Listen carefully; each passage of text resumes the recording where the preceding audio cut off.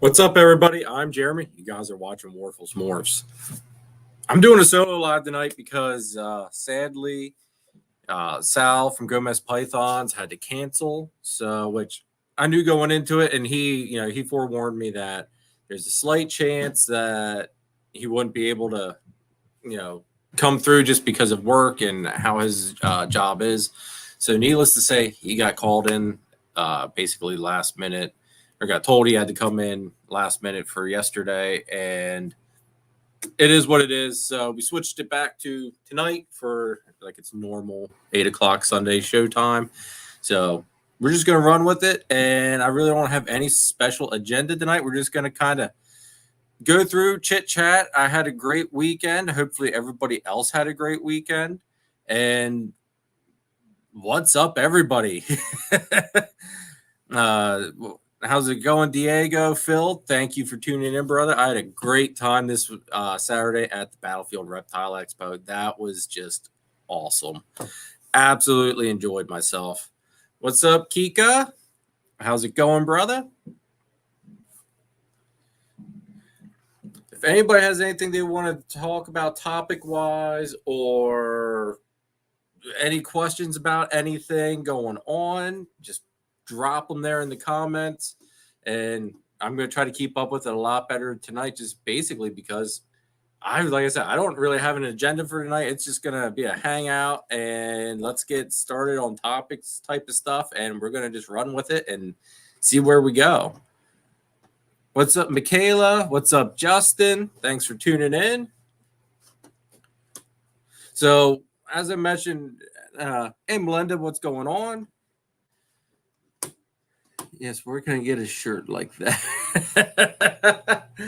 I don't even know, to be honest with you. I got this shirt as a birthday present, so. What's up, Jeremy and Holly? Thanks for tuning in. So, as I mentioned earlier, sadly, Sal couldn't join us last night like it was originally planned. So tonight we're just going to do solo, and we're going to see where everything goes as far as conversation. If you guys have any topics, drop them in the comments. How's it going, Sandra? So, like I said earlier, I had a great time with Phil at the Battlefield Reptile Expo. That was actually technically my first show of being behind the table. I was always on the other side. So that was a very neat experience, and I greatly appreciate Phil inviting me to go along, hang out, and just kind of get a slight taste of what it's like to be behind that table. And, it was cool. I'm not going to lie. And can't see you.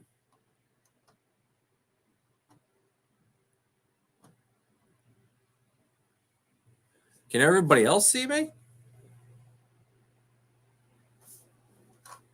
Melinda's saying she can't see me. The other thing is the audio coming through clear? Okay, Michaela says, all right, it might be something on your end there then, Melinda. But anyway, now I really just lost my train of thought. What's up, John? Thanks for tuning in, brother. So I went through and did a couple sticker swaps while I was there at the show, and thought I'd go through, just give a couple little shout outs. City Balls. I thought that was a simple but cool logo. What's up, Jordan? Thanks for tuning in. Got one from Canada. I'm not sure. I guess it's a Ogons Reptiles, Seagons Reptiles. Another neat little sticker. Got one from Seventh Serpent. That's a really neat sticker there. That was pretty cool. Those were pretty cool guys to meet. Got one from Osman Reptiles. Everybody here had like really awesome setups and stands. Saul's Balls. This is a really cool sticker. Actually, that's just really neat how he did that one. Really cool sticker. Drop Tine Reptiles. This is probably like so far like one of the coolest design stickers I think I've ever seen. Gotta get used to how my camera is on this. So that I really like that sticker, partially because I'm a hunter as well. What's up, Chip? Thanks for tuning in. And then I got Chris's sticker from BNS Reptilia, which it was awesome hanging out with Chris at the show. Hopefully he hops in here tonight at some point. But I hung out with Chris a lot. Obviously, I hung out with Phil a lot, and Matt from the Ball Python Project, which his table is right beside Phil. So it was just really neat to sit back, spend a day, basically just literally spending a day with people that share your same interest. And like I think we've talked. I think literally we talked like all day. And it was just about a whole bunch of different stuff. Phil, I need to not hang out with Phil so much. So I've learned that because Phil's gonna get me in trouble. He was showing me some of this odium stuff, which I gotta say I like. I know he had told me that it's one of those things where you have to see it in order to understand it, and I just kind of thought, okay, maybe I need to see it, but I just like the pictures I saw of the stuff with the odium, it doesn't do it justice at all. I will say that right off the bat. It does not. Pictures do not show what this gene does. And Phil has an awful lot of odium, and he was showing this off to me and showing me, different examples of what he had, and my mind was blown. So needless to say, odium is now on the hit list of one of the projects to eventually get into, because it just does some really neat stuff. There's like, it almost does like, it basically draws a line through like half of the snake where you have one color on the top half, and then you have a completely like an obviously, you can see it very obviously second color, and it's a very defined like line. Like you just drew a line with a pen and you're like, all right, you're going to be this color on this half and this color in that half. And it's a neat gene. I mean, it does some crazy things and some combos. I'm trying to think. He had one. I can't think of what it was. Phil, what was that silver one that I really liked because it had like the head blushing was like just all pixelated and really splotchy, and it was nuts. Look, I mean, Phil had some crazy stuff, and a lot of it was odium, and my mind was just blown. Like I said, I mean, odium is something you don't hear about, and I don't even think I saw any other table having it other than Phil's that I can recall, and it just like, wow. That's all I can say is wow. PJ just came in, con worker. What's up, PJ? Thanks for tuning in. Super pastel, black pastel, hidden gene Woma odium. Yes, that thing was nuts.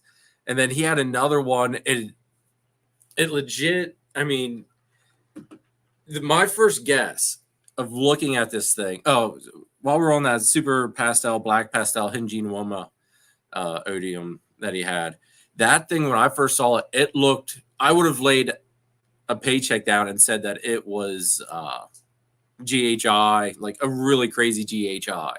And he just kind of chuckled. He goes, no, and he told me what was in it.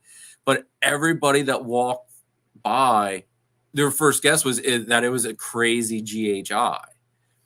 And I mean, that's just how like this pattern, it throws really crazy patterns. And it does, like I said, it does like the two-tone thing with the color. And it just does some crazy things. It's freaking awesome. And then he had what's up, Mark? Thanks for tuning in, brother.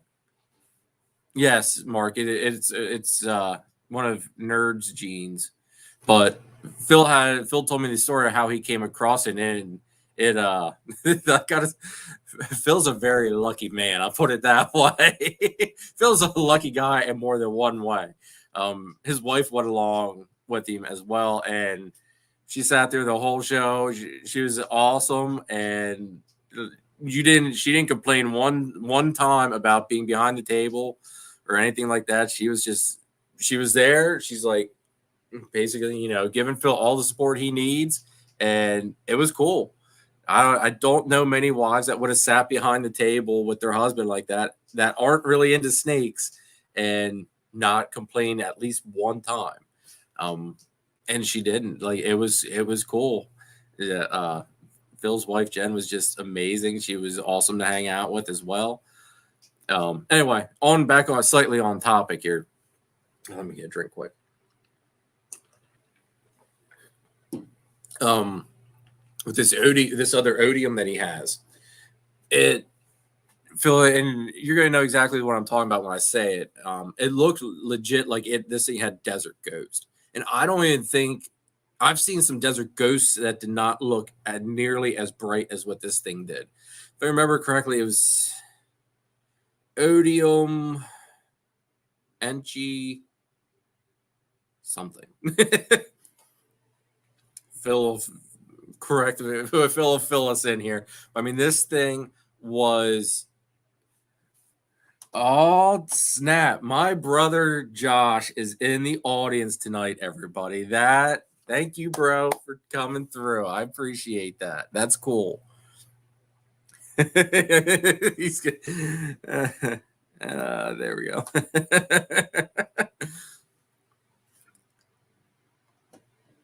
But anyway, Phil, what's that one that looked like Desert Ghost?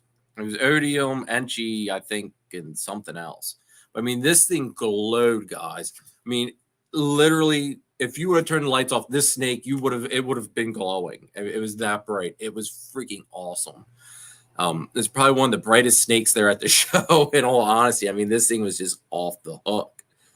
And I don't know how he still has that thing available and for sale, but yeah, that was just a crazy, crazy animal. All right, here we go. Pastel, Enchi, hinging, Momo pins. All right, I was right. I was thinking leopard was in there, but I wasn't. Excuse me. Wasn't gonna commit to it, but yeah. See it's a crazy animal, but wow. You talk about something that takes your breath away when you look at it. That thing was awesome. So how was everybody's weekend? Anybody get into anything really cool or anything like that? Anybody have any special topics that you want to talk about tonight? Because like I said earlier, since Sal kind of had to cancel on us for last night, and I kind of should have had a backup plan. Technically, this was my backup plan, just to run a solo. But it really stinks. But I knew that there was a likelihood that it was going to happen. So is what it is. I am trying to closer to the time when I have more dates opened up. I told Sal, because he felt really bad, and I felt bad that he felt as bad as he did, because I was just going, it's okay, dude. And but he felt terrible. So I told him, I was like, dude, it's like closer to the time, I'll get a hold of you and we'll see what we can do as far as, getting him on here another time at some point throughout this year. Because I would like to get him on. He's a really cool dude.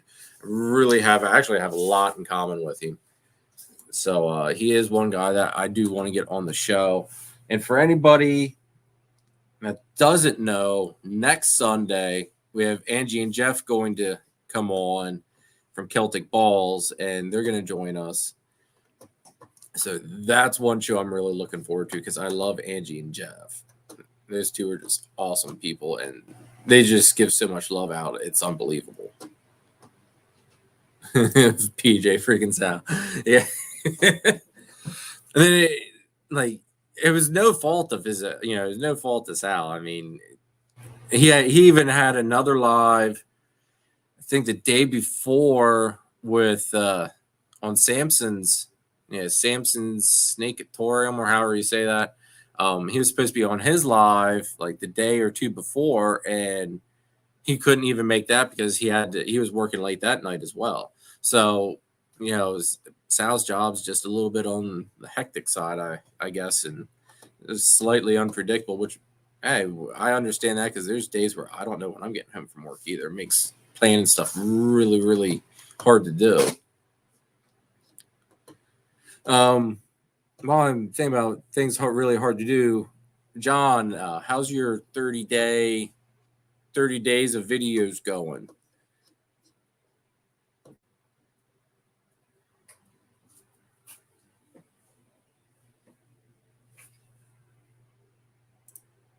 Mark says, shameless plug. Celtics my spotlight on my video premiere after this show.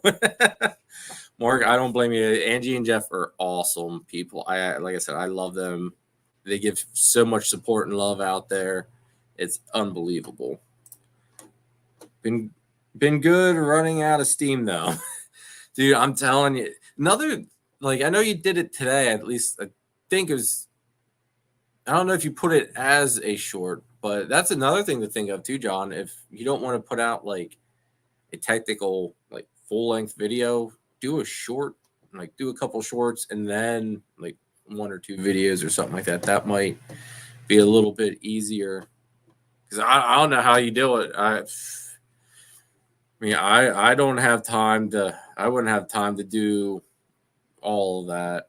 No way, no how. And your puppy's really cute, though. I do. That puppy is cute looking. Yeah, I believe that. Though it's taking a lot of time and attention. Jeremy and Holly say it has some nice follicle growth. What's up, Jesse? Thanks for tuning in, brother.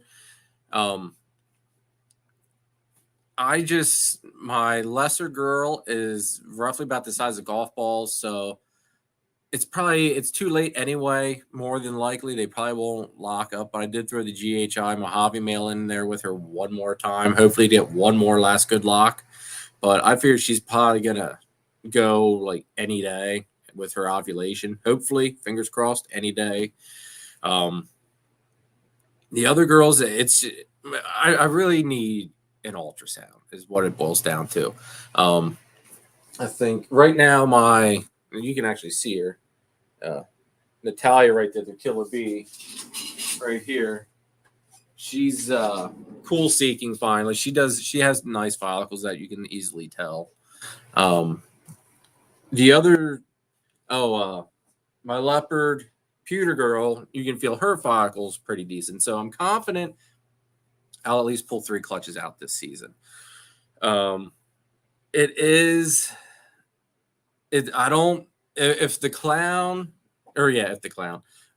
my banana girl goes and if my Xanthic girl goes, I do think that they're going to be very late clutches. I actually almost think that they're maybe skipping this season for whatever reason. It kind of really sucks because I was really, really banking on double het stuff for DG and Xanthic. And it's also banking on, some banana het clown stuff as well. So those 2 not going is really going to put a damper on some of my plans, and it kind of really sucks. And especially because like they're all food now, they don't want to eat or anything, and it just really, really sucks because I thought, because they were hammering food like crazy and then they just shut off. So it was basically telling me they were stocking up for everything, and now that they, when they shut off with their food, I thought, all right, awesome, we're gonna rock and roll, and they're still not on food, but they're also I thought I was feeling follicles and everything, and now it's just I'm very, very, very. I don't know if maybe they reabsorbed the little what follicles they had, and they're gonna restart or something. It's really, really confusing. I'm still gonna keep pairing them, once a month, and just hope that something sticks and go from there. But I do. This is kind of putting the nail in that coffin that I need to get an ultrasound. So that's probably going to be my my next main purchase for the year once I get some clutches to pay for it. Jesse from Musical, what's up, brother? Thanks for tuning in. Blue Ridge, thank you for tuning in. Let's see, I kind of got with my rant there, or not rant, but I kind of lost my spot here where we were at. Let's see. Yes. Phil, actually, speaking of that, after I got home, I spending that day with you there at the show really gave me such some really good insight and a really good video idea that video will be dropping not this week but next week. But it's the things that you need to think of to like the things you need to vend a reptile show, because I dropped the ball. I didn't even bring a chair. I felt like a complete idiot because as soon like we were out in the parking lot, Phil brings out 2 chairs and like I know my jaw dropped and I felt like the biggest idiot. It's like, dude, I didn't bring a chair. It's like I was that stoked and excited to get out there to meet Phil and everything that completely forgot to bring a chair. And thankfully, he was kind enough to let me use his chair every once in a while when I needed to, just because my feet started killing me at some points. But the display, the display case stuff there.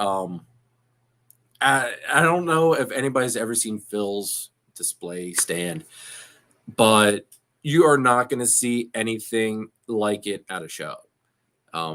You have all these fancy acrylic stuff, and you know a lot of stuff looks very repetitive when you're at shows as far as display cases. Which, I mean, there's only so many different ways you can do a display case, but Phil has the mind of a genius, I'm convinced, and the way he thought to build his own display stand and he built it out of like fence that someplace next to him was thrown away, and it looks great. It looks professional. It actually looks like something you would see at like Reach Out Reptiles stand. Like, you know, and how Garrett always is. He's very, I don't want to say rustic looking with his stuff, but he gives that, you know, he likes to do like wood stuff, you know, because wood gives you that warm feeling. And Phil went and did his display case like that. Excuse me. And on top of it, the way he designed it and thought of it and what he uses to put his snakes in, I mean, it's just ingenious. I mean, it's simple, but it's ingenious. I mean, it was amazing. It looked great. He got tons of compliments on it, which rightfully so. I mean, he deserved it because he was the only person there that had something that looked remotely like that. And it stood out. But the video that I did about this, you know, I mentioned it. You come up a lot in that video, Phil, just because, you know, you gave me such good ideas and things that I never would have really thought of that I need to, you know, remember to do. And let's see, Jeremy and Holly say time to buy one. It is time to buy an ultrasound. I think that's what you're talking about anyway. I did. I'm gonna lie. I'm not gonna drop what it is, but I did buy a new snake. I sold my last available snake like 2 days before the show, and so I went there having money and a set thing on what I was looking for, and I didn't get what I was looking for, but I think I got what I got is it's probably, I don't want to say it's better than what I was looking for, because I was looking for something that is like either exantic or clown or het exantic, het clown type of deal. But I got a really, really beautiful animal. So that video will be coming out in the near future, but she is freaking awesome. And I thank Phil on that one because I went over, grabbed him to get his opinion on it too. And it's a beautiful snake. John says he tried going live, but it wouldn't let me. Not sure why. What were you using, YouTube, John, or were you using StreamYard? StreamYard is like so easy to use, and it's so nice too. Let me get caught up here. Yeah, Michaela says try using StreamYard. Yeah, I like StreamYard. It's simple. It's easy. Even the free version of it is it's just easy. It's simple. If I can use it, anybody can use it. Let's see. PJ says all his females were cooled down around the same time, even the young ones. Nice, Jesse. Very nice.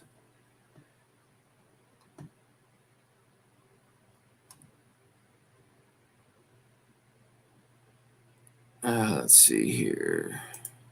I'm so far behind on the chat. I think I do apologize, everybody. Phil says keep pairing. Yeah.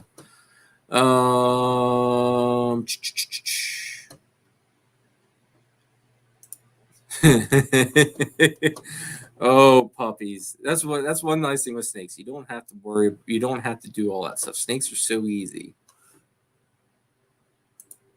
If you need help, let me know. I can sit up a back. That's very nice of you, Michaela, to do that. Yeah. That's actually, I have something. Kershawn's got to help me out with something. And that's how I'm going to handle that as well. Have him show me that backstage. What's up, Fours? Thanks for tuning in.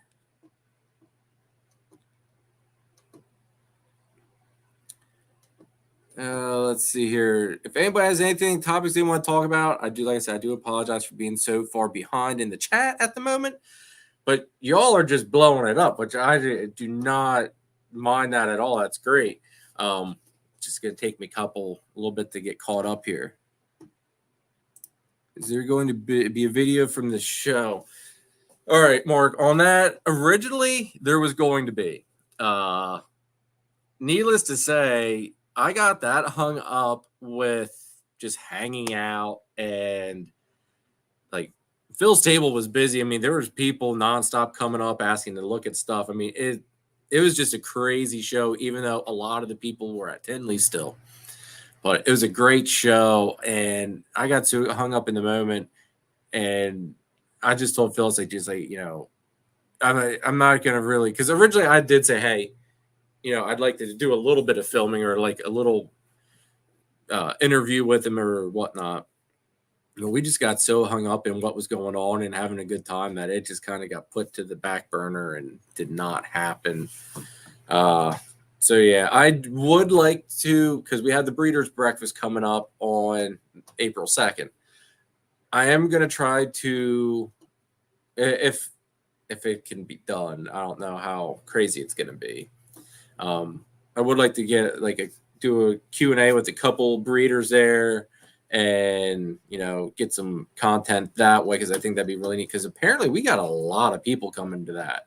And it's blowing my mind away. I'm sure Phil's mind is blown away, but it's really cool with how many people are actually coming to that.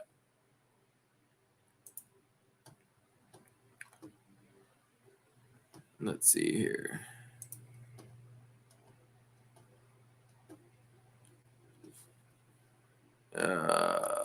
Blue Ridge says ultrasounds on their list. Phil, did you put that up on Instagram? Your display cases. Actually, because I need a picture of for a thumbnail, and your display cases would make a really good thumbnail. So if you don't mind, either send me a really good picture of them set up, or let me steal whatever picture you posted. Hopefully I can make it work. Or wait, maybe you sent me the... All right, never mind. Yes, thank you, Kika. Don't forget to hit that like button, everybody. I appreciate all the support. I do apologize for it being I don't want to say bland blah show tonight. Like I said earlier, Sal was supposed to be on last night, and it just didn't happen. But it is what it is. All right, we got a good question. Why TSK Xanax? Creative.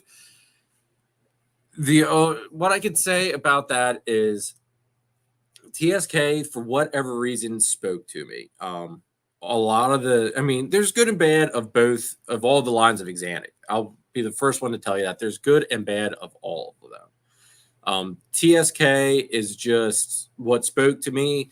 A lot of the examples I saw, it seemed like it stayed brighter. It just really, really seems, to me anyway, like, keep in mind I'm partial colorblind, but to me, in my eyes, it seems like it holds that black and white and silver a little bit better and doesn't really brown out as much. Like I said, keep in mind that it's good and bad of all sides. But that's why I went with the TSK. Also, when I saw the girl that I got, she was probably the best example of the TSK that I saw that day at that show. And I went to that show in mind that I was going to be leaving with an Xantic of one way, shape, or form. Now, I think it was Outback Reptiles had a stand there. It was at Hamburg show.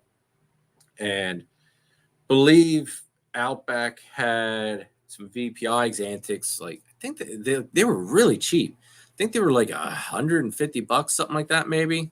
But I forget who I got my girl from. It might have been, I can't remember who it was. Anyway, came across this TSK girl, and she just blew those VPIs that I had seen, that day out of the water. And I thought, that's it. I'm going with that. The price was right, and I was going to run with it. And like I said, you're going to have good and bad of all the Xantics. I don't care who you are. I don't think there's one better or best. It's just like anything. If you breed with quality, you're going to make quality.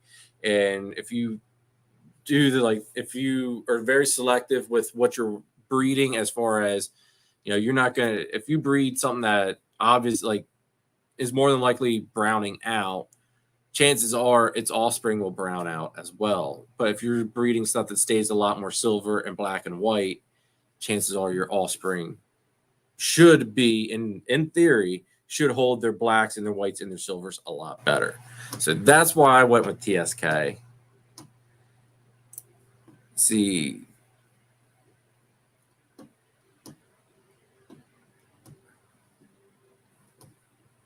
Denji Sano. I probably really butchered that. Thank you for tuning in. Thank you for helping with the advice on the bottle plates that I got. I really appreciate it. No problem. I'm always here to help anybody. I do my best, and hopefully, what my advice and my experience helps everybody. I don't know it all. I'm still learning every day. So, I just do my best, and I'm always here to try to help people.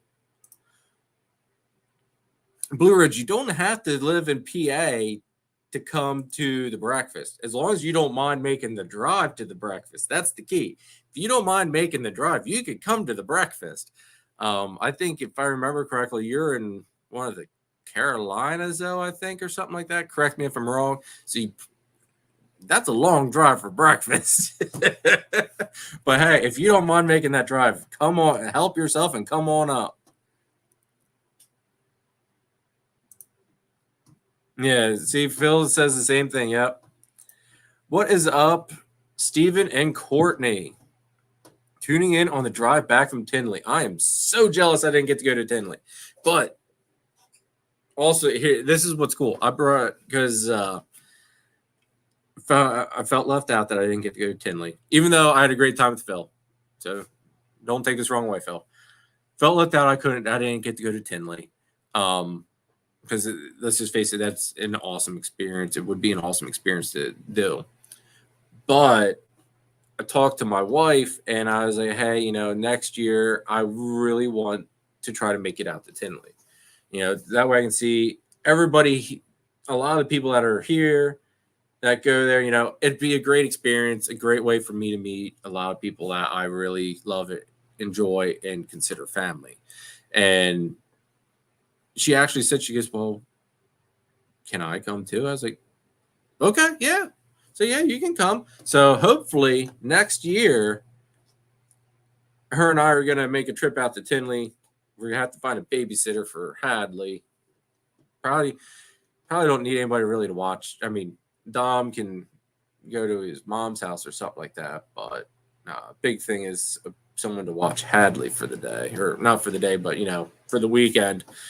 And because I looked at it, it's only like a 9-hour drive. I drove up to Connecticut and back in one day for a Comic-Con. So that was 12 hours total on road in one day and doing all the driving, which was a lot. Don't get me wrong.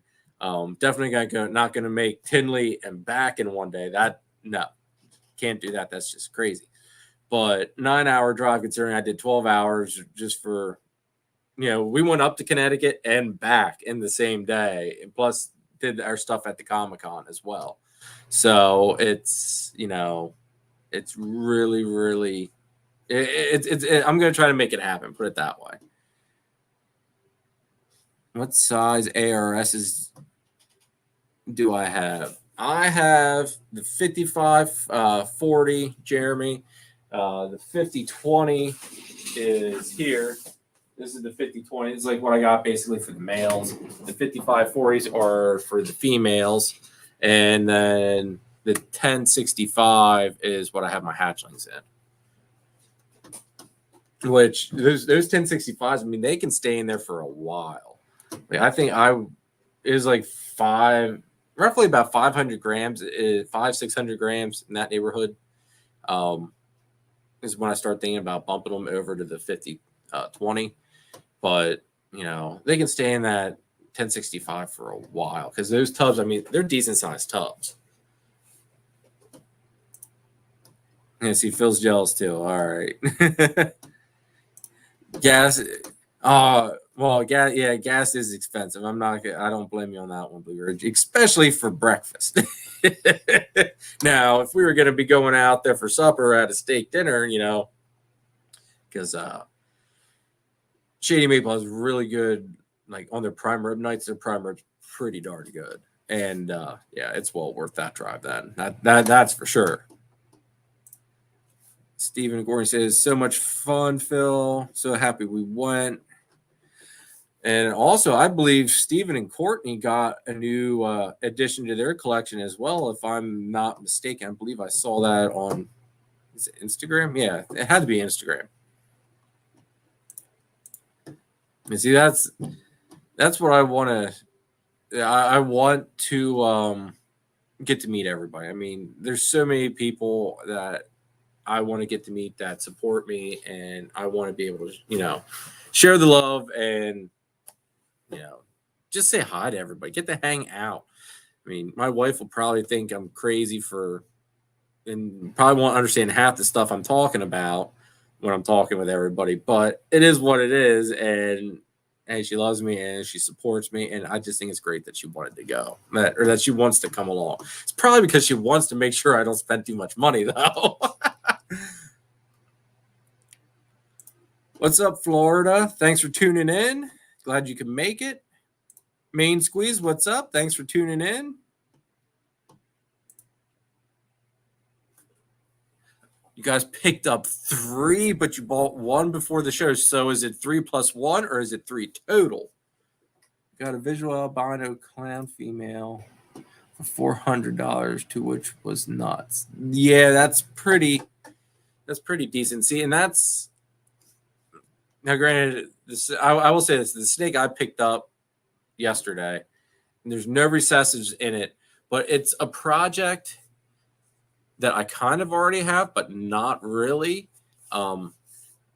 It's something I'm really like. It was on my radar to get. Is like in the back of my mind. So when I saw the snake, and it was one of those things where it's like my gut told me I needed to jump on it, and that's when whenever got Phil to get his opinion, because you know it was something where I'm not super familiar with how the one gene reacts, or actually how both of the genes to an extent react. But got his opinion. Chris, thanks for tuning in. I gave you a nice big shout out there in the earlier because of the awesome sticker. And anyway, no,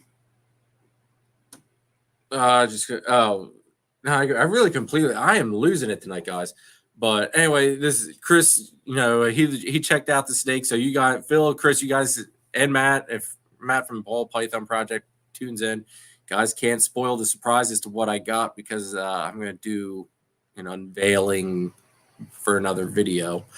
But this thing is awesome. Like, it's a female, so I did at least stick with that because I wanted to add some more females to the collection. But wow, is this thing awesome! Let's see what else is going on here.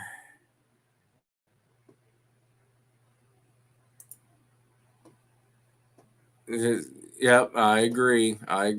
Phil was giving me the how to keep the wifey happy, and you know, he gave me some insight on different things. So appreciate it, brother. Greatly appreciate it. See, yes, exactly. What pickup, Phil? That is, yes, exactly. Thank you, Stephen and Courtney. Yeah, I'm super stoked about this thing. Like, now that I have it, I can't wait to, I can't wait for it to grow up and put her to use. Because I've got a couple different avenues I'm debating about how to go with her.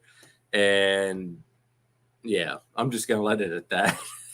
Another thing, too, Jeremy and Holly will probably be happy to hear this.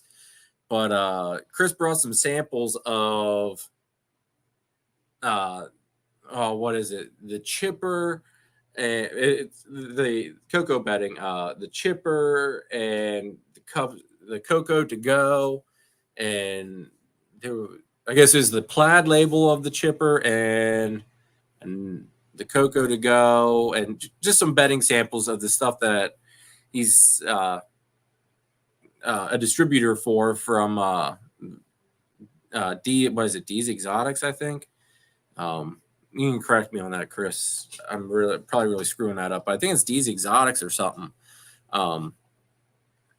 And or the Florida Rattery, which however it's distributed. But I'm gonna be getting the 50-pound bale. Okay, yeah, D Exotics, all right. But I told after seeing the product, like Chris had it, brought it in bags, just that way you could see what you were what it was and how it looked. And this stuff blew me away. I'm anxious to get it. I told him, put me down for that 50-pound, the big bale of the cocoa to go, because that stuff just looks stinking amazing. I never thought I would want to switch from Freedom Breeder from the cocoa blocks, but this cocoa to go stuff, I mean, the chunks are perfect. And Jeremy and Holly, you guys did tell me how good it was, but I didn't know I could get it up here. That was the problem. And Chris is my new hook off on that one. But seeing this stuff in person, like, you can have people say, how one thing looks and all of this and that, but till you actually see it, it is quality, Chris. It is the epitome of quality. It is.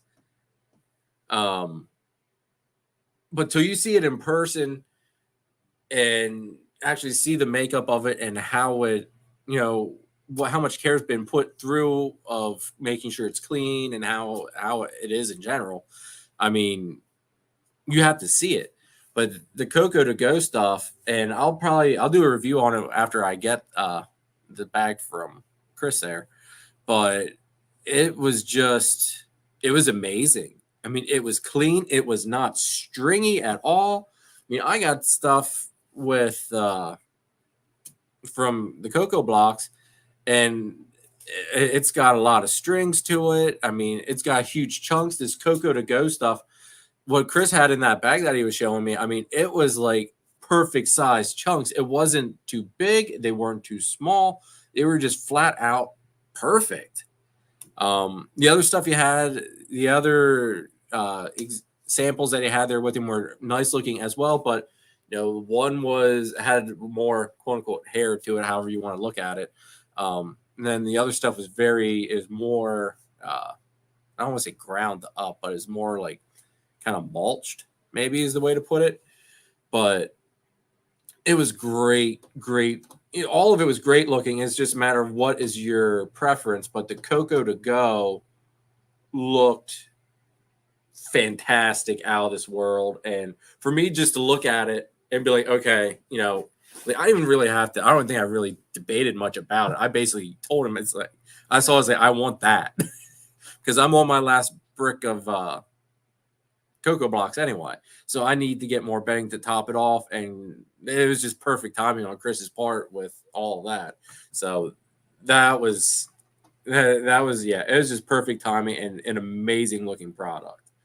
So I cannot say enough. It's an amazing looking product, everybody. So I would suggest go and see if you can't find cocoa to go or a distributor for cocoa to go somewhere around you. Check it out, because you'll probably, if you're on cocoa and you're using Freedom Breeder or Rep the Chip, I've never used Rep the Chip, so I can't really trash talk Rep the Chip, but check out Coco to Go, because your mind is probably going to be blown when you see how nice this stuff is.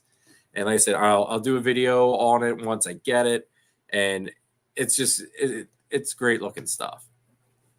Oh, while I'm talking about great looking stuff, I'm gonna be doing a video going over like the goals that I set for this year and how I'm making out on. Kind of stealing Jeremy and Holly's idea. I'm not gonna lie, guys. So sorry about that, but it is a good idea. I thought to kind of do like a goal, check up, progress, I guess. But I want to go over some of the goals that I've hit and everything. But I wanted to make mention on it in here that as of today, I officially sent my order in for shirts and sweatshirts. So soon, hopefully I'll have it for the breakfast. I'll have, hopefully, the Custom Ink said that it would be here by the 4th, April 4th. So I'm hoping that they can, they said I would have it by April 4th. So hopefully they can get it to me before the Breeders' Breakfast, because I ordered a couple extra shirts for some people that are supposed to be at the breakfast. So super happy to get those in. Ordered t-shirts. I did order some sweatshirts. I don't think I ordered any extra sweatshirts, because sweatshirts were really expensive. But I did order some extra shirts.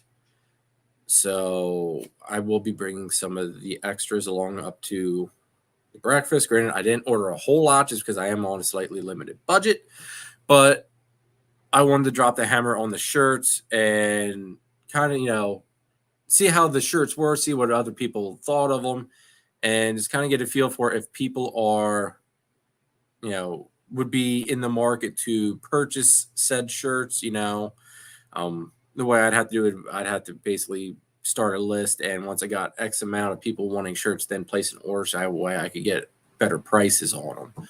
But I thought it was, it was time. I wanted to have seeing everybody in their shirts, especially on Saturday, seeing everybody rocking their brand. And I mean, I was just there. It's kind of like, man, I wish I had a shirt. I really wished I had a shirt. So I went and I dropped the hammer on it. So hopefully I'll have them before the breakfast. Yeah, hoodies are not cheap, Chris. You are right. Shirts, even shirts aren't the cheapest. I mean, I'm learning to get stuff printed off. It's it's pricey, but it's something that I needed to do. So is what it is. So what did I think of the spotted pythons?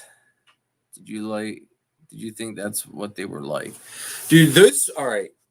Speaking of your spotted pythons, I was catching up on, I think it's called Morelia Python Radio, MPR.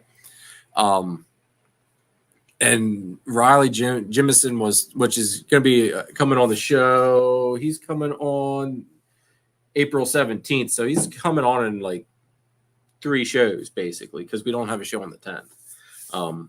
But he'll be on here, and he's a big Morelia spot, just Australian species, period.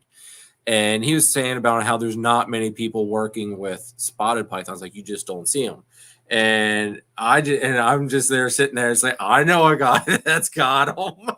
And let me tell you, those things, like, they're awesome looking. Like I expected, I guess I expected nippy little noodles, because I mean they're tiny, and I think Phil said his are like 6 months old, so they got some age to them, and they're still like, they might have been about as wide as a cooked like they might have been like an Alfredo noodle. I mean, they were they're so small still, and it was like they were cool looking though. Like I expected them to have a little bit more defined head, kind of like a Carpoet has, but their heads are very streamlined. Their bodies are like their bodies were basically what I was expecting as far as you know, being slender, because of that whole. I'm assuming, not exactly sure, but I'm assuming spotted pythons are like semi-arboreal, like carpets are. They're probably actually even more arboreal, if I had to guess, just because of how small they are. But no, dude, those things were cool. And Phil had one guy, or not, it was a guy and his wife.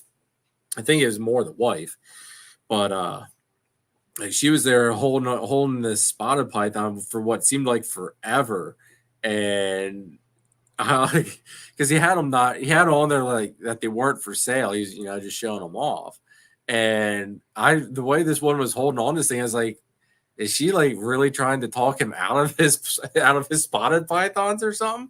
Because I mean, Phil brought along a lot of neat stuff to show off, and just stuff so that way people can see what he's working with, what's going to be coming up in the future, which is a great idea.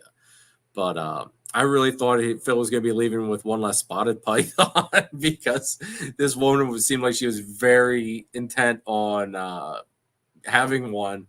But it was really cool. Those spotted, like they were just very, very neat looking animals, and they weren't nippy at all. Like Phil says, he works with them like basically right off the start, and they were as mellow as a ball python. I mean, no nip or anything.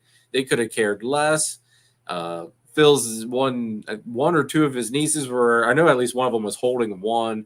And you know how kids are sometimes with snakes, and they don't really fully grasp the concept of, the one end that has teeth and can mean some business. But like yeah, like they were just real chill. I mean, they were just you never would have known that species was known to be nippy. When they're little like that, if you were exposed to these that Phil brought, I mean, they were just completely mellow. They were cool. I think they had to be the only spotted pythons there at the show. I'd lay a bet on that because I only saw two adult carpets. One was a jag. One was an Irian Jaya, I think, if I'm remembering correctly. And then there was another one there, which I almost did buy this one. If I would have had the girls in PVC enclosures already, I might have purchased this one jungle. It was supposedly a diamond jungle jag. I was slightly questioning if it if it did have jag in it, just because when I think of like especially diamond jungle jags, but jags in period mixed with jungles, I picture a certain pattern where it's a lot more yellows than anything, and this one had it looked like Xena with a lot of, I mean, did have a lot of tipping. I'll give it that. It had a lot of tipping, but Xena has a lot of tipping. And it kind of just reminded me of her. Like maybe it was just a very, very nice, plain Jane jungle that had a lot of tipping. I'm not entirely sure on that. Don't quote me on it. It was a beautiful animal though. It was just there was the insecurity, the unknown that it was the only one on that table. I didn't see any other carpets on that guy's stance. It's just kind of like, what's really the story behind this one?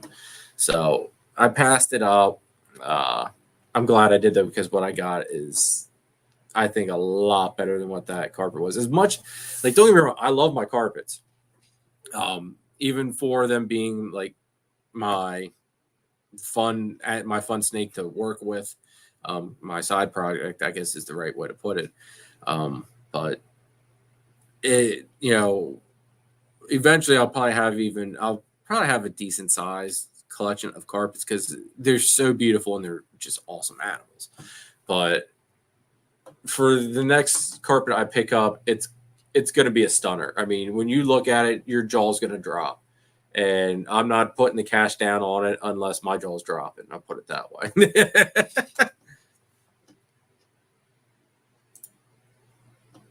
Any good Savu Python videos?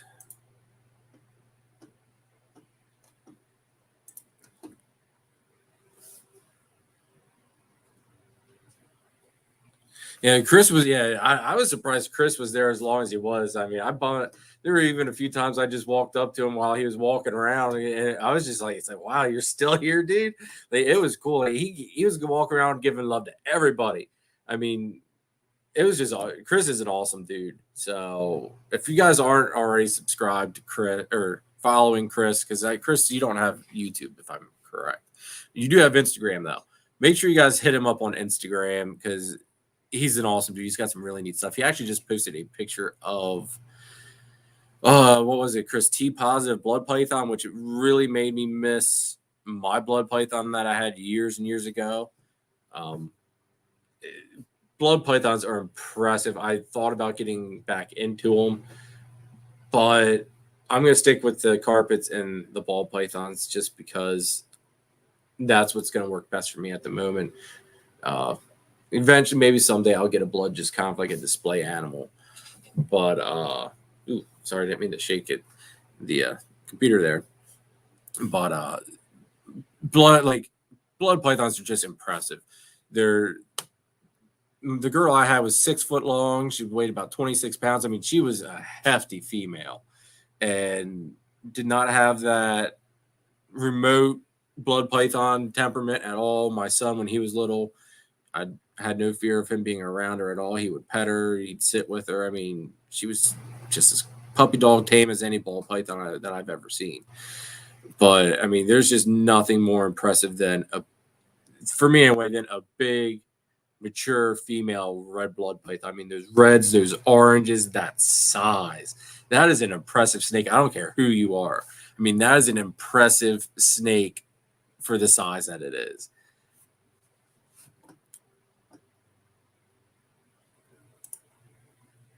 Phil has some more spotted pythons this season.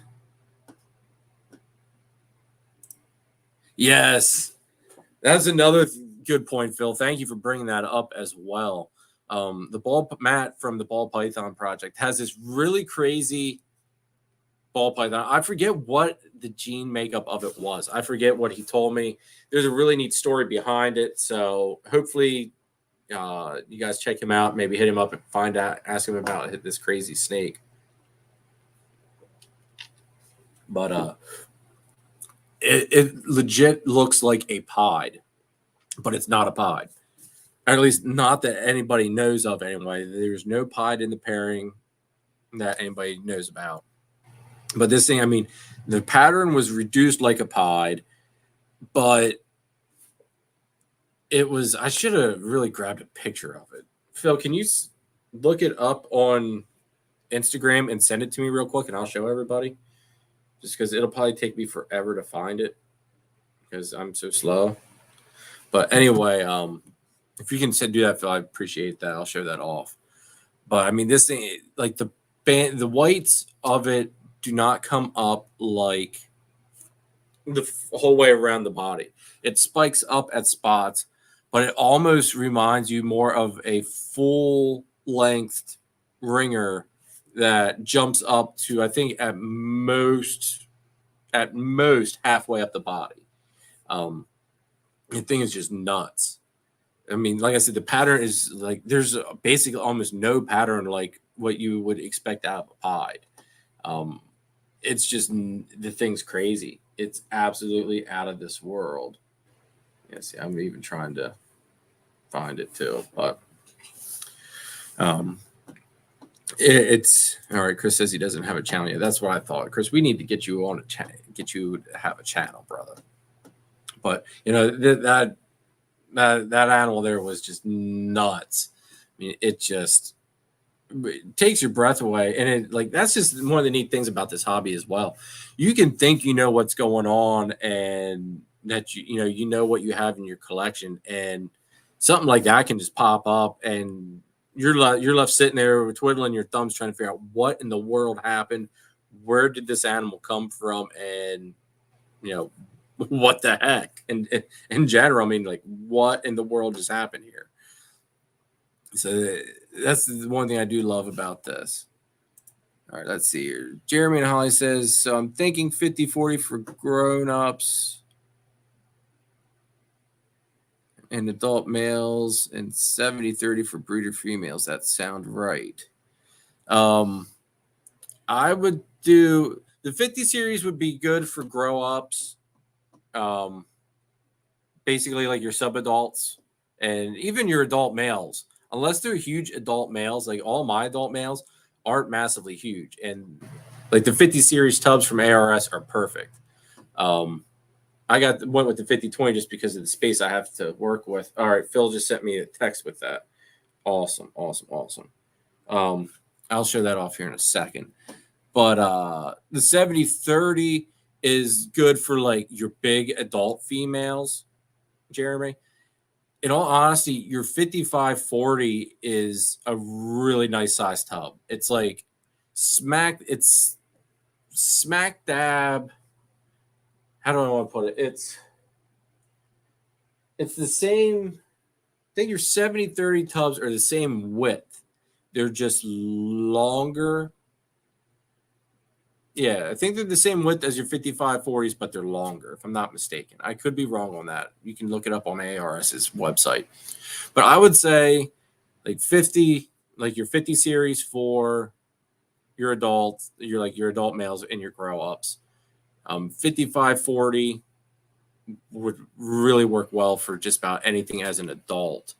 Your 70-30 for like your big females. Like I'm talking like probably 3,000 grams is what I would think a 70-30 would be good for. Because the 55-40s for my girls that are around like 2,000, right around that 2,000 mark, a little over 2,000. I mean, the 55-40s are like the perfect size.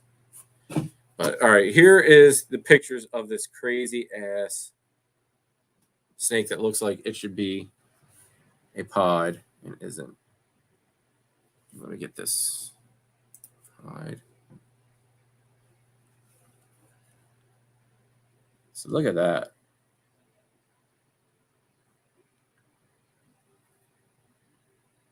Forgive me while I try to get the thing to.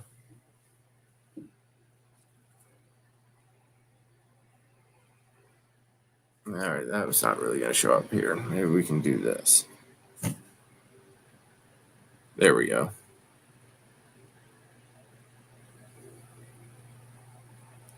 So, I mean, you can see like looks like a pod.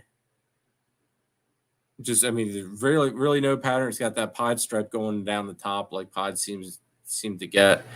But the whites are just, I mean, it's like a full body ringer. It's really, it's an outstanding owl. It's probably the only one like it in the world if you knew it all. It's really freaking cool though. You're right, Chris. That pie, that thing's just nuts. It is. What's up, Rob? Thanks for tuning in, dude. Sorry we missed you that you didn't get to make it to the show. Phil and I were both kind of waiting for you to come by and say hi. See, that'd be a neat thing, Chris. A group channel. Phil, that's great. It is almost like a reddish color. You're right. Like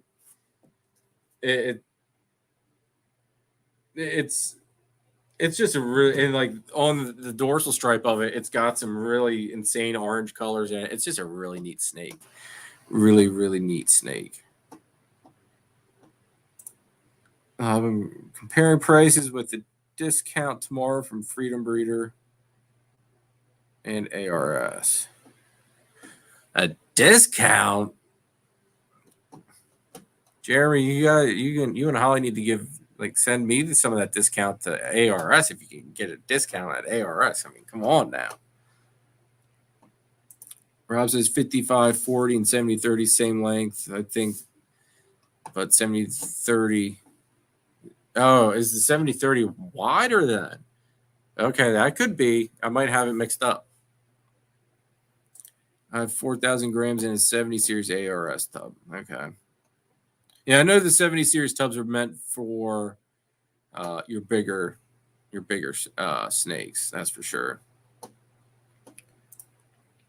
Thank you, Justin.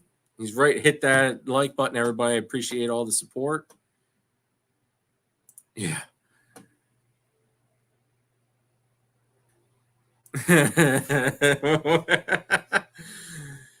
I mean, now, Rob, was it that you weren't allowed to come, or did you restrain yourself because you knew you would spend money if you came? That's the big question. Were you not allowed to, or was this under your own restraint that you weren't that you didn't make it?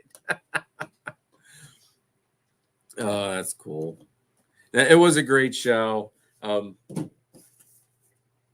Just to go over some things here. Well, I've got my number dropped here a little bit. We got 11 people in the lobby right now. But next Sunday, we have Angie and Jeff from Celtic Balls on. The Sunday after that, April 3rd. Yeah, Rob was grounded. On April 3rd, Gershon from GP Snakes is going to be joining us. So, really anxious for that show as well. On the 10th, there's no live. April 10th, no live, everybody. I will be probably on my way back from Comic-Con. Hopefully I'll be home by this time.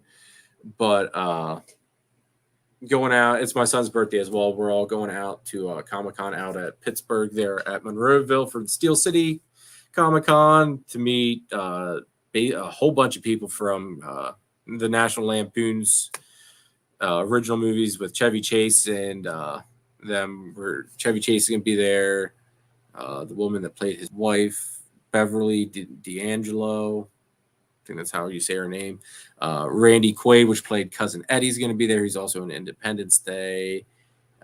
Christopher Lloyd from Back to the Future, which played Doc, is going to be there. So there's just some people that I grew up watching and just love, and I have to go, and it's neat that my son wants to go as well, especially because I get to not only spend his birthday with him, but I get to, we get to meet these awesome people as well. So it's just a really cool thing. But needless to say, I probably won't be back in time, nor be in the shape to do a live. So no live that weekend. On April 17th, though, we'll have Riley Jimson from Riley's Reptiles on. So we'll be talking Australian stuff that night, more than likely. Probably won't dabble too much into ball pythons. We might dabble a little bit, but it's going to be more Australian stuff, carpets, in that nature. He even has some really neat geckos I want to talk to him about because, he just got some really neat geckos here recently that were just out of this world awesome looking. And after that, April 24th, we have Chad from Richie's Recessives coming on. May 1st, we have Billy from Mutation Creation coming on with us, so super ecstatic about that one. May 8th, I have Ryan from Smitty Serpents coming on, and May 15th, I had to get a hold of him just to confirm closer to the date because he was another one that kind of said, right now here's what date works. We'll talk, closer to the time and make sure everything's still good. But May 15th, John Dog from JD Constriction should be on. So I'm pretty sure everybody in here probably knows who John Dog is, but he's basically what I would consider the godfather of TSK Exantic stuff. I mean, he produces, like, if I think TSK Exantic, the first thing that comes to my head is John Dog, just because he has some stuff that's just out of this world. And since I'm working with TSK, he is one person that I thought I have to try to get on this show because I'm planning on picking his brain and trying to understand his thought process and everything. So that way, I don't want to say that way I can replicate it because I don't want to, I want to be my own thing. But he's obviously got his method down pat and with what he's looking for as far as pairing stuff with Exantic. So I want to pick his brain, and that way it can help my projects out in the long run as well. Primal, what is up? Thank you for tuning in, brother. Appreciate it. So does anybody have anything they want to talk about? Questions for me? If you're just now tuning in and you missed from anything that I said earlier, at the Battlefield Reptile Expo, I did drop the hammer and buy a new snake. So it'll probably be 1, 2. it'll be a couple weeks before I drop that video. I'm not gonna lie, but I'm gonna drop kind of like an unboxing, unveiling. I guess is a better way to put it because obviously I'm not unboxing it.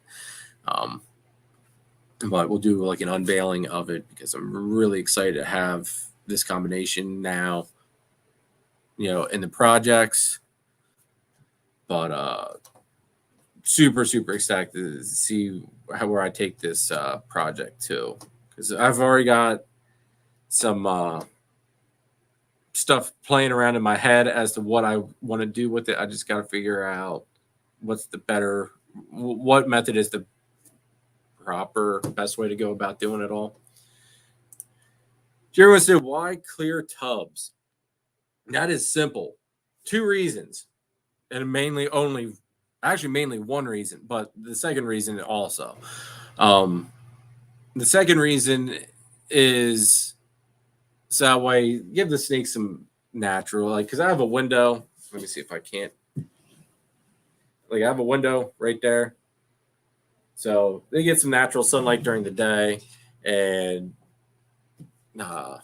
especially at the time I was running the red night lights, so I thought it gives them a little bit of natural feel as far as sunlight, day night conditions, all that stuff. My main reason though is watching everybody with these like the gray tubs. And, they're going up, they're pulling the tubs out, and you've got, if it's those snakes know when it's feeding night because like your first 1 or 2, unless you've been thawing your rats out in your snake room like I do, your first 1 or 2 tubs you might get open and the snakes really aren't on key yet. Now, if you thaw them out and your rats out in your room to get that smell going around, they're all on key. But the clear tubs, I can visually look and I can see which ones are right there ready and waiting. So that way I know if I need to get the hook or not to pull the tub out. So essentially it's for this guy not to get bit. So that way I know what I'm getting into. Now, sometimes, I'm not going to lie. I sometimes don't look and open the tub up and they just come flying out. So, but that's all me when I get stupid about it. But for the most part, it's just really nice to be able to see what's going on in there. I can look in like for pairing, depending where they're laying, I can look and see if they're locked up. That way I don't even have to open the tub. There's a lot of nice advantages to the clear tub. And granted, you do lose the fact of one nice thing I'll say with the gray tubs, your snake feels like it's in that little den or like in a termite mound. So the gray tubs give them that nice sense of security.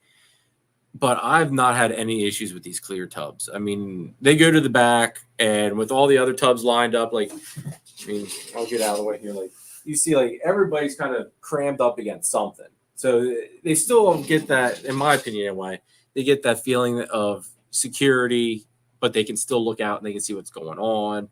And it might be just mentally for me that I think, it's beneficial to them. But definitely with the clear tubs, it's nice to know if your snake's ready to, like, as I would say, if your snake's locked and loaded, put it that way. And yeah, I have the built-in tubs as well, or the built-in water bowls. That is, if you're getting tubs, if you're getting any rack system, if you have the option to get the built-in water bowls, get it, because it's just nice and simple to go drop in a deli cup. Like, I think the 1065s take the 8-ounce deli cups, and then all the other ones take the 16-ounce or the 12-ounce, however you want to do it. But it's just nice, doing water changes. You dump out the cup, drop another one in, fill it up, and then I go and I actually I do go and wash my cups. Just try to not be too wasteful. That might be the wrong thing to do. I don't know, but I do try to clean everything very nicely and thorough and try to use it as long as possible. I mean, I don't like to waste. And sometimes I feel like if you're just dumping those cups and pitching them that's kind of wasteful. And yeah. So that's how I go. I love it. Saves water changes. Water changes are so easy with the deli cups built in like that. I mean, it's just, it might take me, I don't have a whole lot. I've got like what, all but 30 snakes, and I can go through and dump waters and put new in. Like, I don't know. As long as, because I do cleaning along with it too, so it does take a little bit of time on that aspect. But if I was just to do waters, might be maybe at max if I don't screw around 10 minutes. So it's very, very efficient. Very, very efficient. There was some. Yeah, what was the drama? Did I miss drama at the Reptile Expo, Phil? Jonathan, thank you, sir. Let's see. All right, Blue Ridge asked the same question. I saw some of that drama on Facebook. Ha ha. What drama? Did I miss something? I mean, I was there the whole time. I might have left like a touch early and I missed something.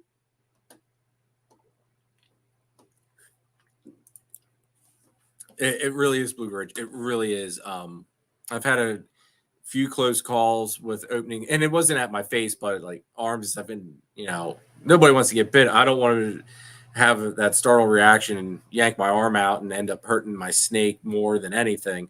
But it's just nice to be able to see what's going on. Rob wants to know my temp in my snake room. Right now, Rob, I have it sitting at, it's like it fluctuates between 75, 76 right now in here. That's roughly about my ambient that I keep it. A lot of times it's, in the summertime, it gets more around like 78 maybe for an ambient in here. Since temps are still kind of up and down in that window that I showed you earlier, that obviously I get a little bit of temperature drop naturally just, from the outside being so cold. But I try to keep it no lower. I don't put it this way. I have my little heater set up. I don't know if you guys can see it right there. But I have my little heater set up to where the temperature in here won't drop below 75. And it probably doesn't even really drop below 76. But the only reason it's at 75 right now is because I turned that heater off because it makes some annoying noises, especially when it starts articulating and you hear stuff. And I didn't want all that audio going on in the live stream here. You guys can't hear the fan though, right? Because I have my fan running just so it doesn't get too hot and keeps the air moving.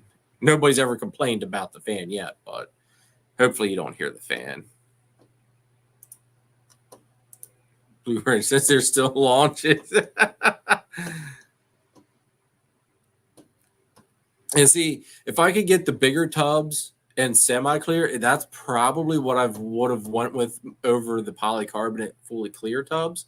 I do like the semi-clears better, I think, than the polys.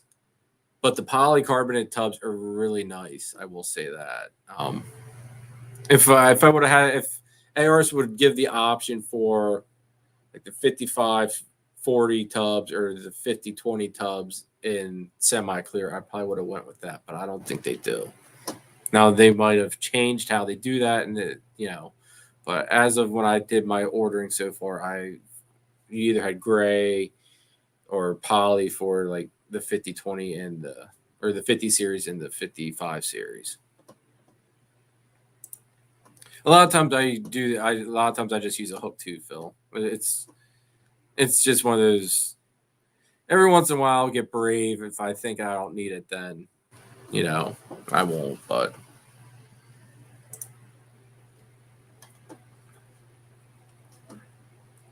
Primal molded water tubs is so worth it. It really is.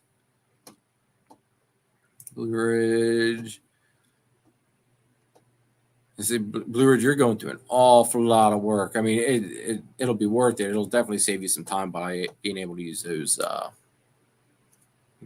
little cups. See, that's Primal, that's what I want to do, but I don't have a dishwasher. Here's the dishwasher. um, so yeah, at some point I do want to get us a dishwasher. Dishwasher will probably happen once we get a new house, and or if this becomes profitable enough to where I just say, you know what, we're buying a dishwasher, we're going to remodel a little bit of the kitchen or something and add that in. Thinking metal racks for the grow ups and adults, and the sea serpents PVCs for the hatchlings. That's not a bad idea. It gets on how you want to do it, Jeremy. I love my 1065s, but in your sea serpents, I think you can get smaller tubs so you can technically hold a lot more hatchlings in, essentially the same space that a 1065 takes up. So it's kind of, you want quantity or do you want more of a look type of deal? I think is what a lot of it boils down to.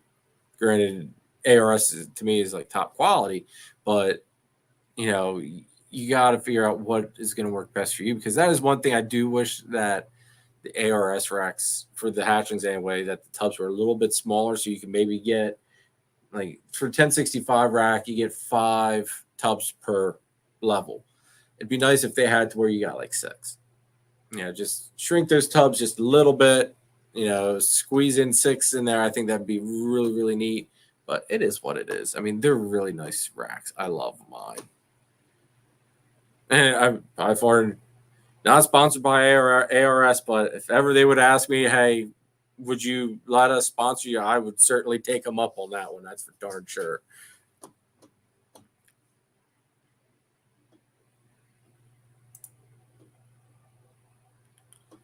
Oh, Chris, you're going to bring your wife with you? All right, dude, that's awesome. My wife asked about coming along too, and I told her she could. Told her she's going to have to deal with us all. I told her I wouldn't know how long I'd be there, and she didn't like that response. I don't think she's going to come along now. Drama of promoter and former promoter not at show leading up to.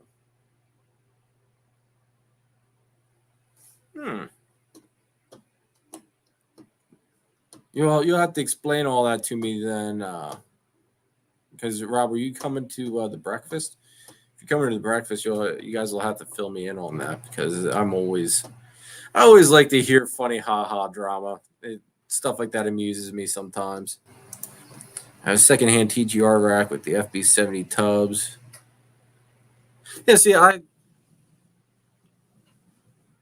Yeah, there's my.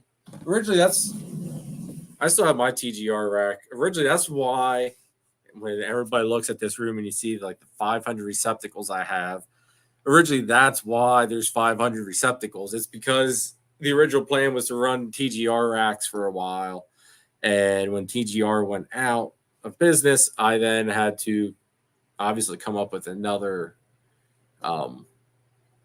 rack manufacturer. And my buddy Mike that does the boa breedings and stuff, he's the one that talked, or I don't even want to say he talked me into it. He let me check out his ARS stuff, and once I got over I don't want to say culture shock of the price difference, that's why I decided to go with it. I'm glad I did. But if you really sit down and you think about it, I forget what TGR racks ran, but when I did the math on it, what you were spending on shipping and everything on a TGR rack and the price of the rack itself, and you take into consideration how much, how many snakes you get in the ARS rack and the amount of space that it takes up per setup, the ARS stuff was by far, hands down, it was basically neck and neck. And it was just the fact, the ARS stuff was so much nicer and cleaner looking on top of it.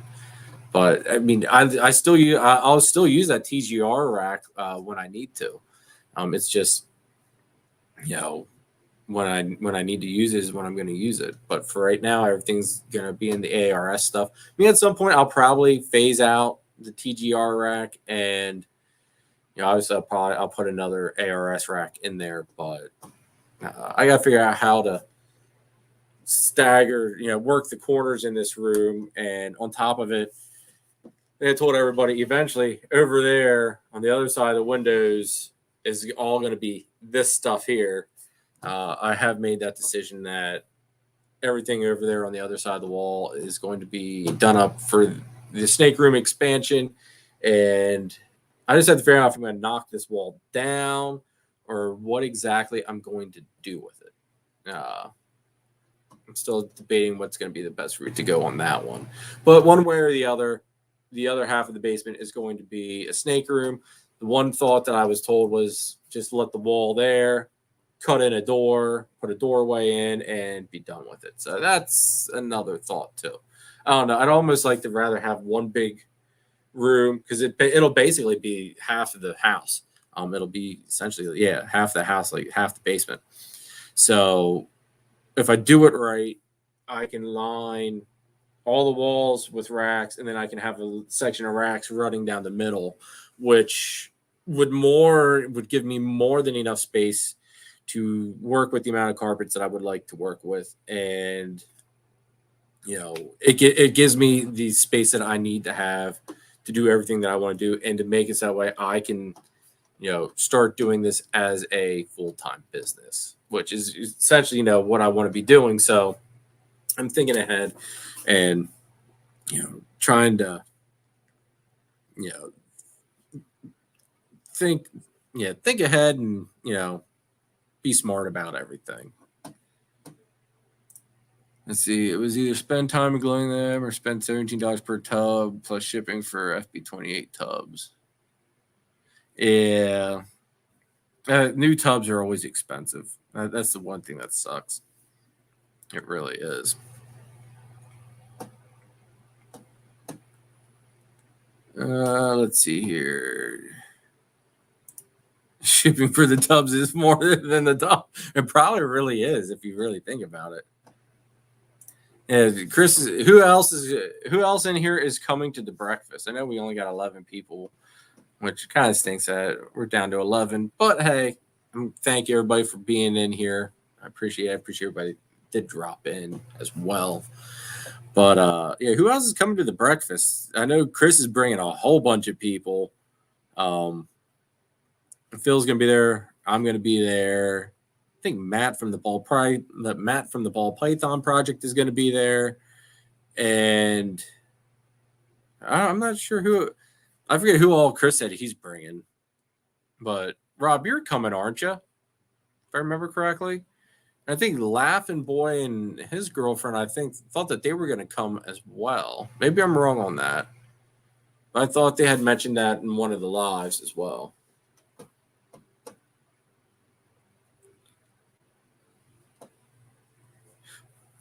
What's up, Deadly Tarantula Girl? Thanks for tuning in. Sorry I couldn't stay for your whole live that you had going on, but I enjoyed what I got to see of it. It was really nice.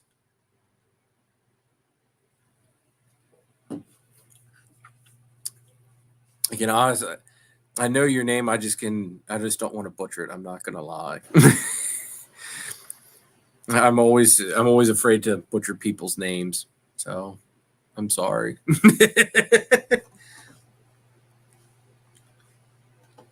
That's right. Phil's Chad from Richie's Recesses, which is coming. Which I'm actually. It's really cool that he's coming since he's going to be on the show, so I'll actually get to meet him in person and hang out.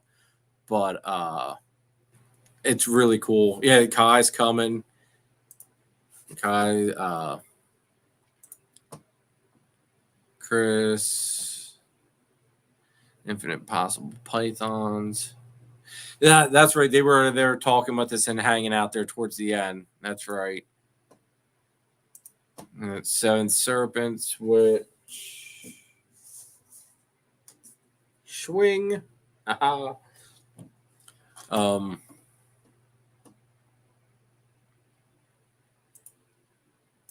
Craft.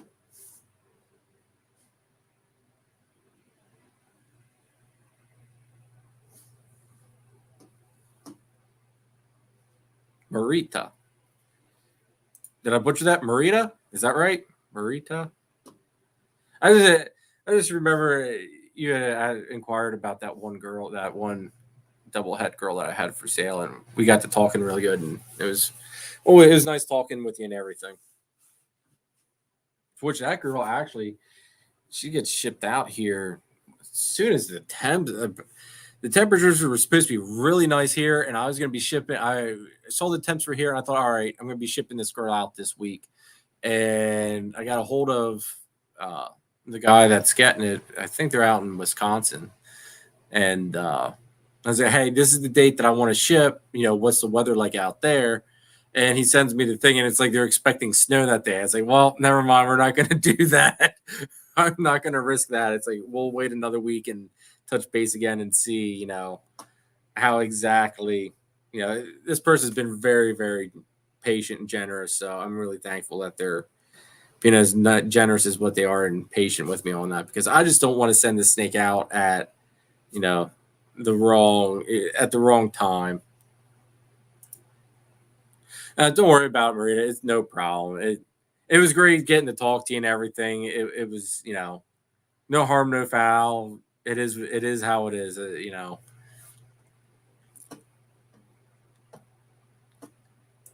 Keep forgetting that nobody knows my name here. Amelia. What's up, Amelia? All right. Now, I'm not going to lie, everybody. I am terrible with remembering names. I really, really am.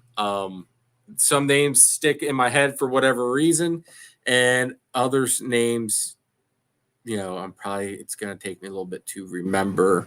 I'm not going to lie, but I will eventually remember everybody. I think I've done pretty good so far, but Amelia, I will try to remember that. And yeah. Is there anything anybody else wants to talk about? Touch base? Anybody got anything exciting going on? Any new projects? Any exciting news coming up?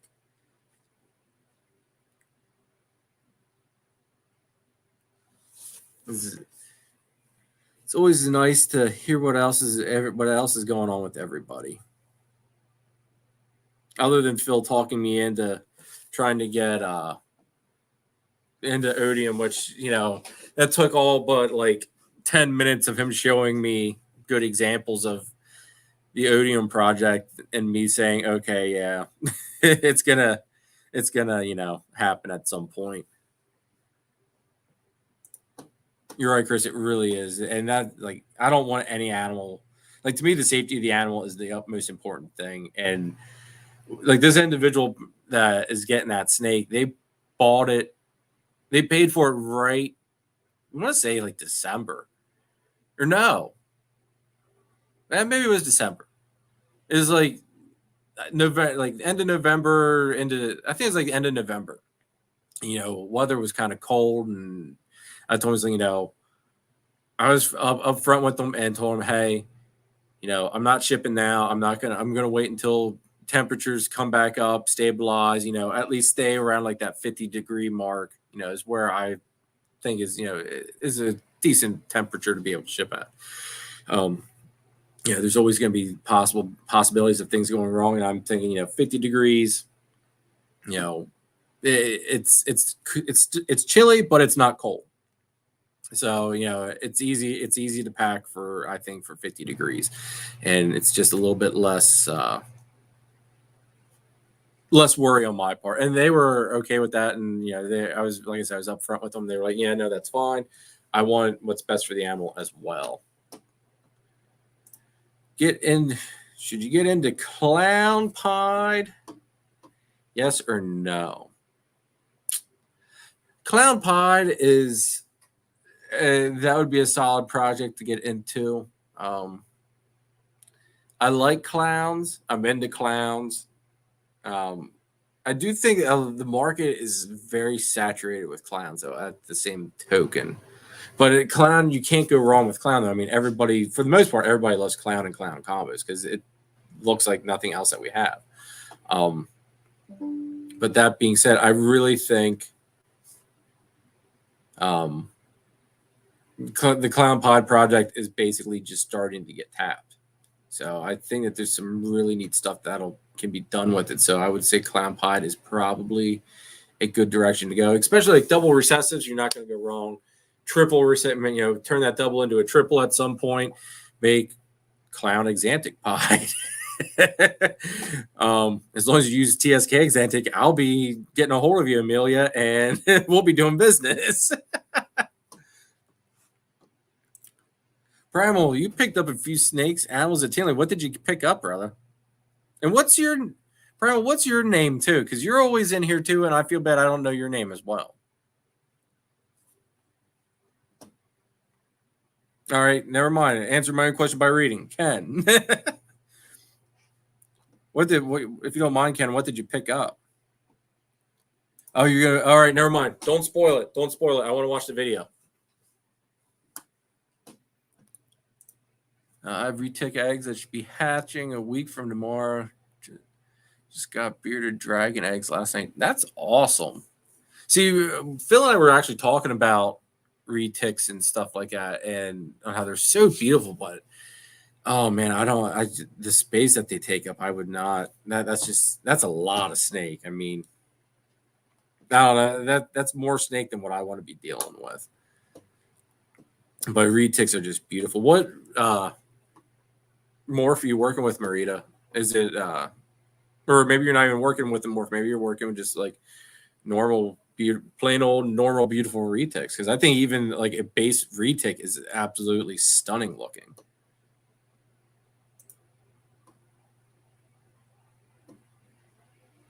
Let's see here.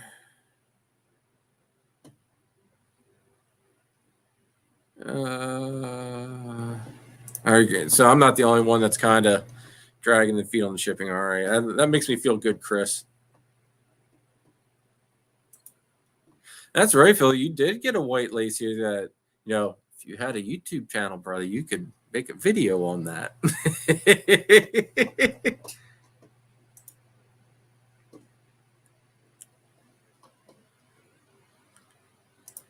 No, you're right, Phil, on that one. You don't want to rush shipping in winter.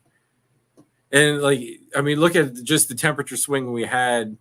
I mean, yesterday it was like what? I was driving home from the Reptile Expo with my windows down and thinking, this is amazing. Then today it's like, boom, 50. I think it was like what, a high of like maybe 50 today. And it's like culture shock.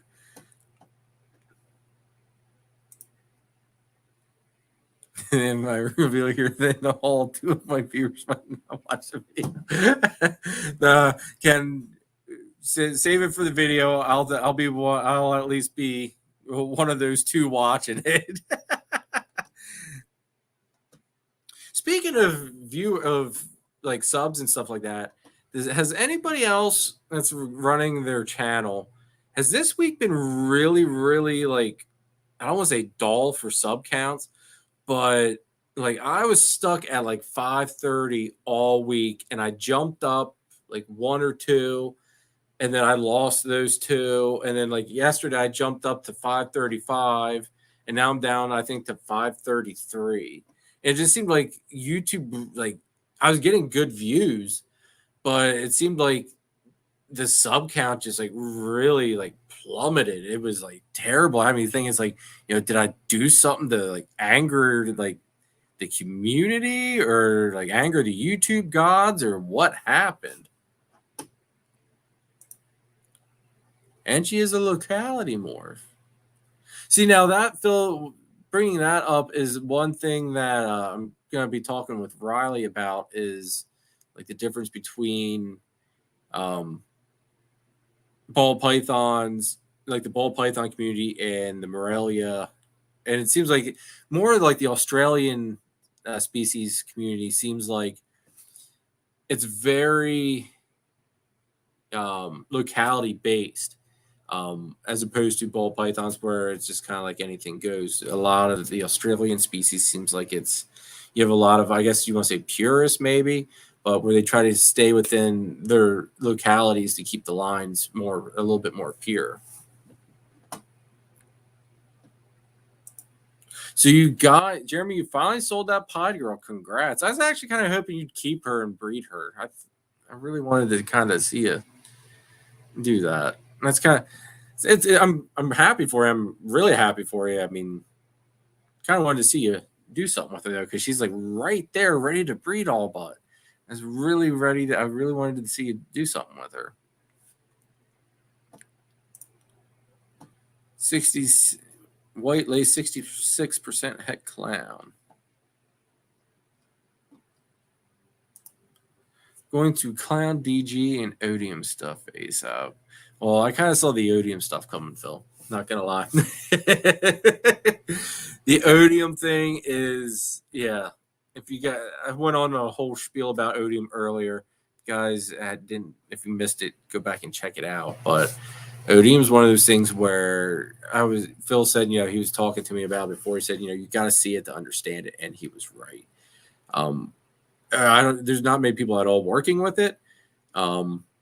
It's an out of this world gene though. It really does some really wicked neat stuff, and there's no other gene that I know of that does what it does in combos.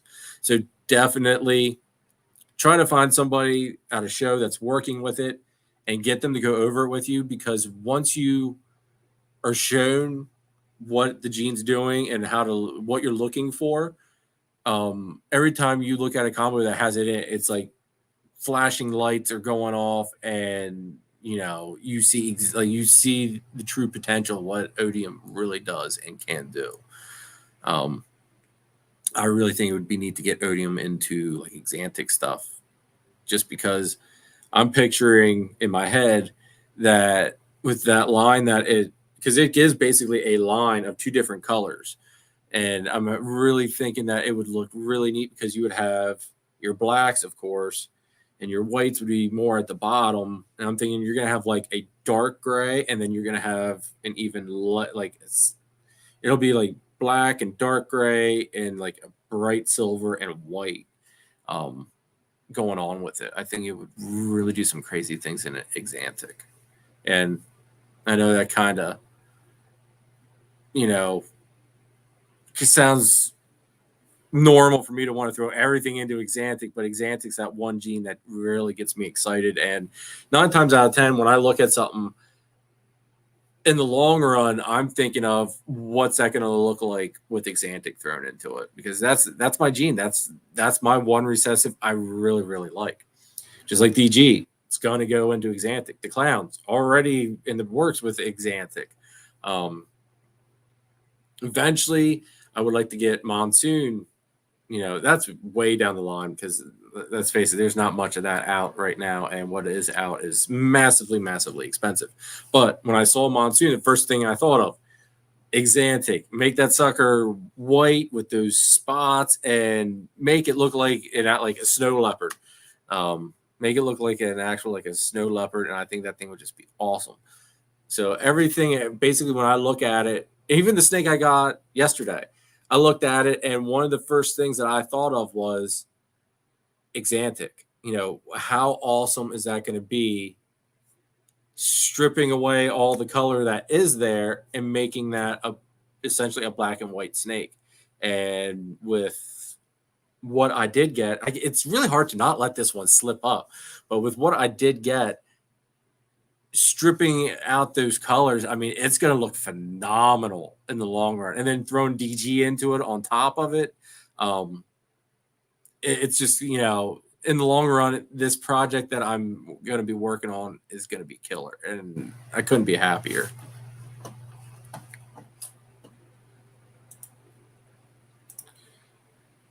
Oh, your odium, the odium pairing just ovulated. So now you'll find out if there's a super odium, Phil. Because that was another thing we were talking about, if there was a super form.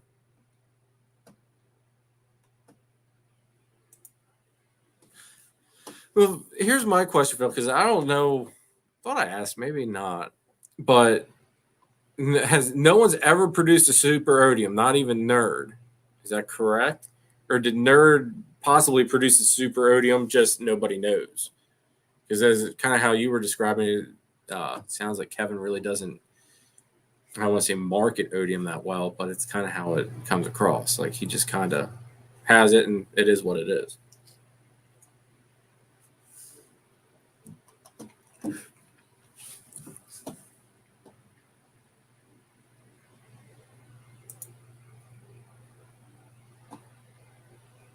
Thinks no worse like leopard. Okay.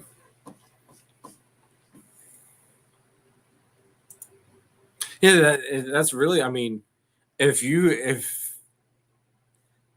have the stuff to do it, like you obviously you do, um, you got to try. I mean, it's only natural to give it that shot. I mean, like with Spider. I mean, the only way anybody were to know that Spider was a lethal combo, when you pair Spider to Spider, was to try it and see what happens. I mean, if it's bad results, that really sucks because not only did you then lose a clutch of animals, which is tragic in itself, but you also that female went through all that work and it was essentially for nothing. But if it proves out that you get something that's visually out of this world or that's really crazy, it makes all that risk really, really worth it.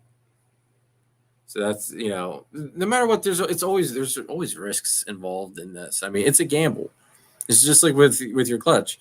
You have 6 healthy eggs, and till you're all said and done, you could lose all but every single one of them during incubation for whatever unknown reason. You just never know. This whole hobby is essentially one big gamble. I mean, when you think about it, I mean, just like playing the odds as to what genes are you going to hit. It's a gamble.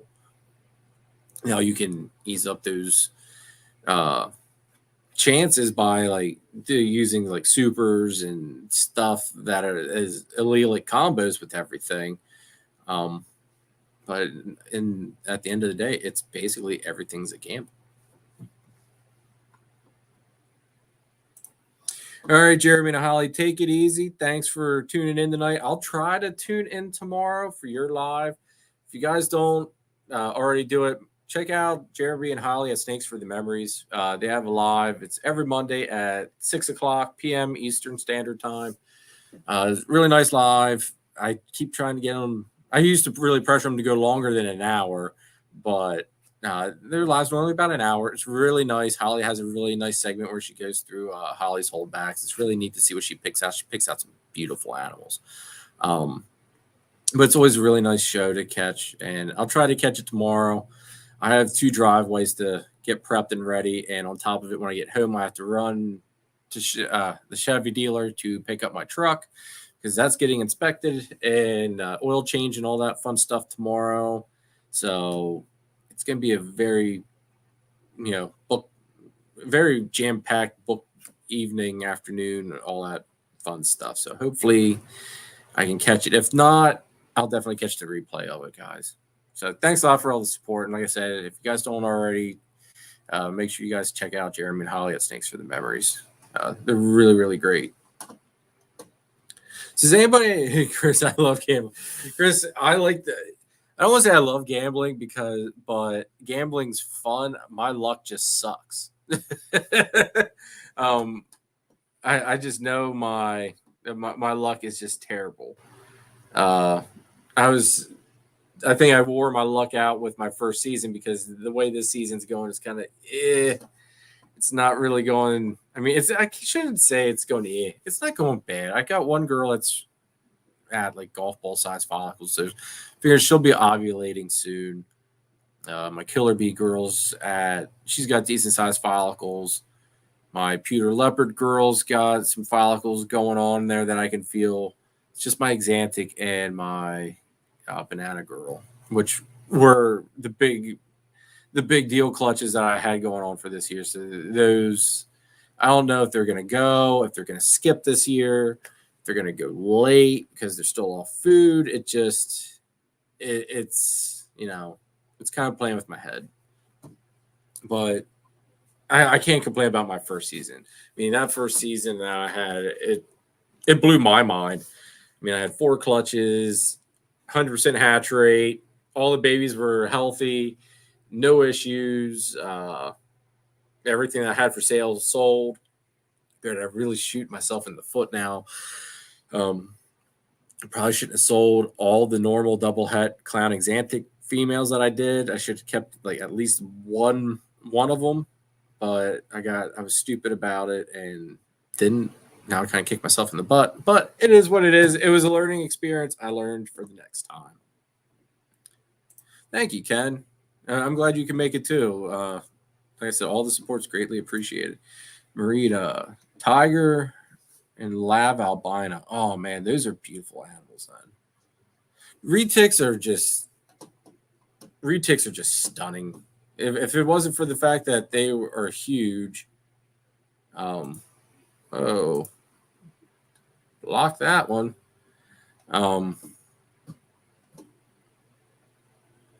Yeah, if it wasn't for the fact that they're like absolutely huge, or I don't want to say huge. They're just a big snake. If it wasn't for the fact that they get that big, um, I'd probably have them, but that's just too big for me, Rob.